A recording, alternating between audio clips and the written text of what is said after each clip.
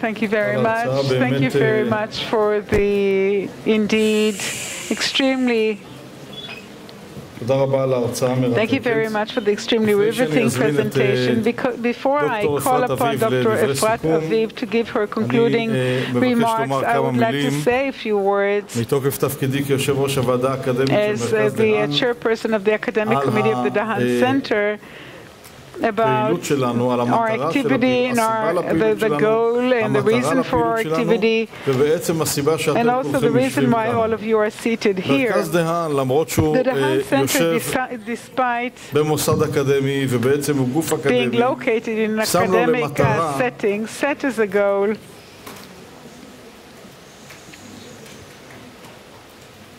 to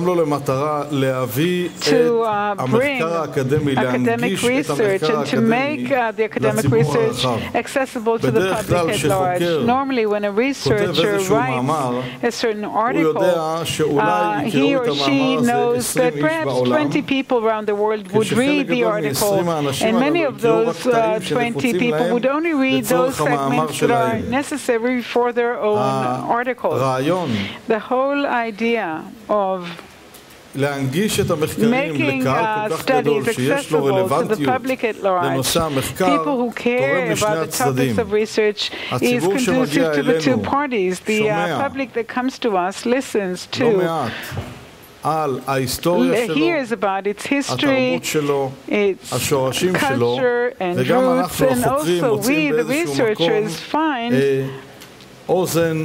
an attentive ear that is no less enthusiastic and argumentative and confrontational, especially when it comes to the findings that pertain to times that people still have living relatives in, and very often people in the audience leap to their feet and accuse the speakers for not being there, whereas they were there and they know better. I would like to explain to you what I mean and tell you a story. Some 20 years ago, I served in my reserve service, and I was the commander of the securing unit of the textile plant in Dimona. And I walked around the positions of soldiers, and I reached this one soldier who was on guard duty, and we started talking, and I asked him where he came from, and he said he came from Izmir. And he told me what he was doing, and I told him what I was doing, that I was studying Jewish communities in Islamic countries. And he said, listen, I must tell you about this one rabbi that we had in the community. And I said, you must mean Rabbi Chaim Palachi, and he was shattered. He was shocked. He started weeping. He said, do you know him? And he was 35 to 40 years old. And he said, how come you know him? And I said, yes, I do. And I told him about the rabbi, and I said, look, he wrote 72 books, and that's after many of those books were burned down. And this boy carries on weeping, and I asked him why, and he said, if that is such a great rabbi, how come my kids never heard about him in school?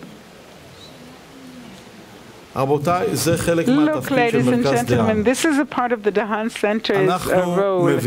We make those things accessible to the public. We encourage research, and we do hope that from the top, things will trickle down into the curricula in schools, into the public discourse too, of the Israeli society, so as to give room for those topics. It started with the music. Music has turned into a lot more diverse. On the Israeli radio channels, the day will come where additional topics that pertain to the culture of the non-European communities would also reach the cultural discourse of the Israeli society. I do know that you're dying to say something. I'm sorry, but I cannot hear the speaker from the audience. Okay. בסדר. ועכשיו אנחנו נחזור להתענג על צלילי...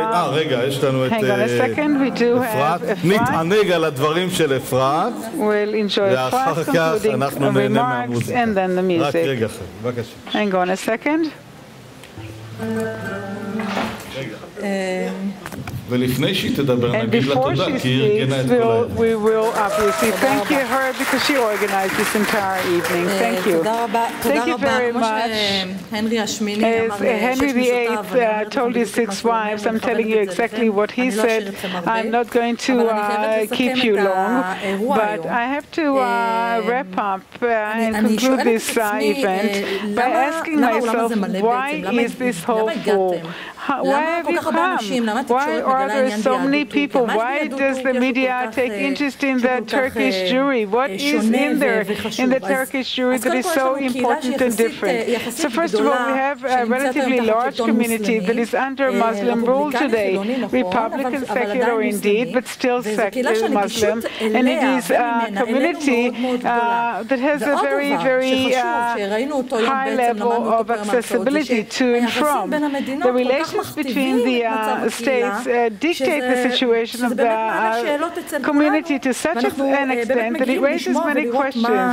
And this is what brings us over in order to hear more about what happens to this community. Concerning what we heard today, I believe that most presentations, if not all of them, brought something new about the community, something that perhaps we thought was different in reality. For example, when Gila Adar talked about the share, the relatively small share of the Jews in the Young Turks revolution, unlike what we tended to think.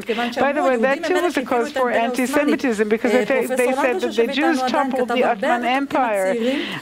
Professor Lanzmann wrote about the Young Turks a lot, and Professor Makovetsky talked about conversions. And if we thought that conversions were done because of ideological reasons, because people wanted to change their religions, we learned that that's not the way things were. Professor Dinshen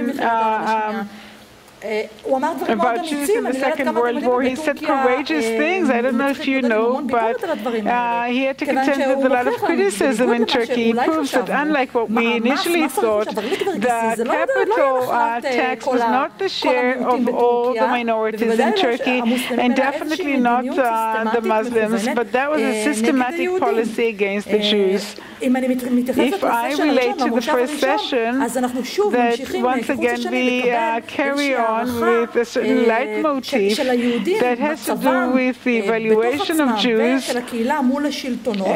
individually and on the community level, and what we learn that even anti-Semitism is not exactly what we thought. A journalist approached me, I don't remember what radio channel he was.